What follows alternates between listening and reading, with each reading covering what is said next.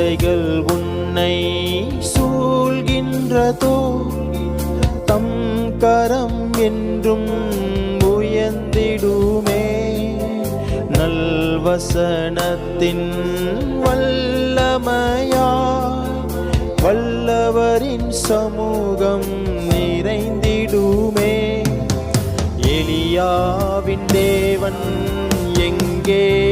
என்று அற்புதம் நடந்திடுமே எலியாவின் தேவன் எங்கே என்று அற்புதம் நடந்திடுமே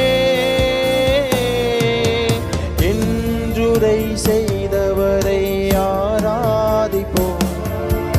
ஆவியில் ஆராதனை என்றுரை செய்தவரை ஆராதிப்போம்